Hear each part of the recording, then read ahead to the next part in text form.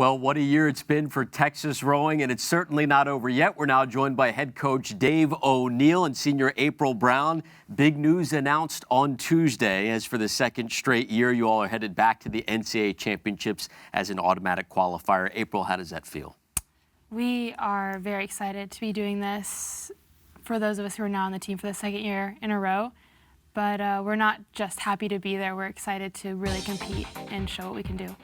Coach, when you came over from Cal 2 years ago, you won 2 NCAA titles there. I noticed something interesting you said. You said, I'm aware of the potential in this program, talking about Texas. How much of a sleeping giant was and is Texas rowing? Yeah, well, everything's bigger in Texas, you know, and I think with, you know, my first conversation with Chris Plonsky, and she said, like, there are no minor sports in Texas, you know, at Texas Athletics, and we want to be good. We think we can be good at this sport, and we want to be good. And I was like, right on. And hearing, you know, from the athletic director of the most powerful athletic department in the country, like, yeah, we want to be good at this.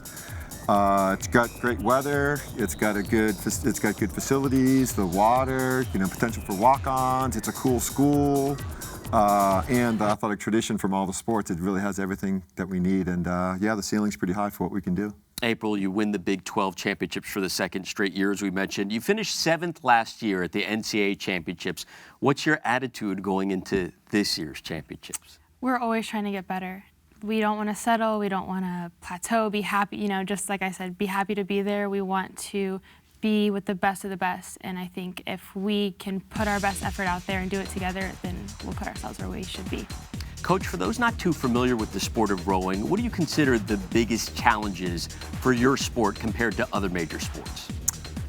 Good question. I think so many people, they just have no idea about rowing. Mm-hmm. Like April, a good example, like some really good kids, some really good athletes, and they just are unaware of it, you know, and it's not at the junior level, at the high school level. There's, you know, I don't think there's only 1 or 2 high schools in Texas that actually have rowing, but people don't realize that you can learn the sport in college and be very, very successful. In fact, half of the 2012 U.S. Women's Olympic team learned to row in college.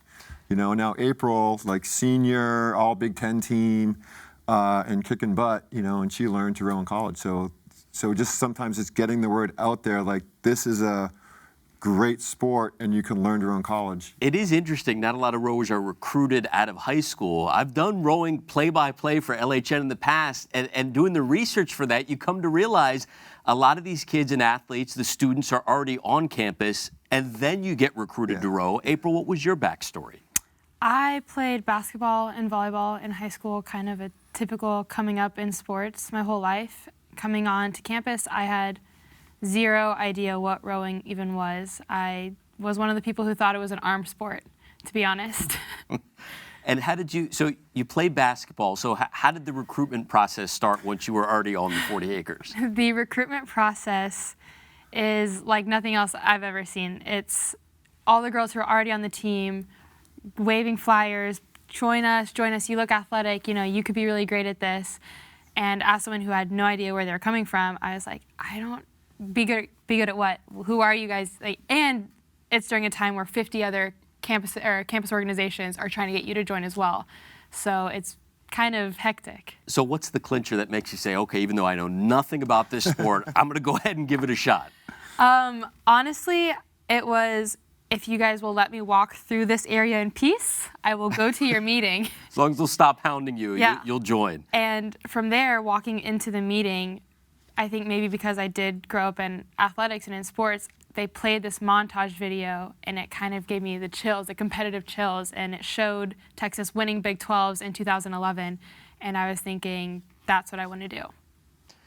Now you've won 2 Big 12 championships in a row. Coach, your track record, when you look at it, as we mentioned the national championships at Cal, 3-time National Coach of the Year. You've been there before. So now that you're getting ready for the NCAAs, what do you tell your athletes? What advice do you try to pass along to get them ready and prepared? Good question. You know, so much like trust yourself, keep on doing what we're doing. Like we never settle. We're always trying to get better. You know, so, and a lot of times just keep it simple. Like something with rowing, there's no defense in rowing. You know, like we looked at who were racing in the heats for NCAA championships, And we can't control what anyone else does. So as long as we do our thing and we just focus on us, make it all about Texas, take care of ourselves, the results will take care of themselves. So yeah, we try to keep it very focused and very simple, and very internal, and make it about us, not about everyone else. All right, we look forward to it. And you all are awfully relaxed for getting ready for this big moment. We wish you the best of luck. Just over a week away from the NCAA championships taking place in Gold River, California. Best of luck again. Thank you. Thank you. Thanks.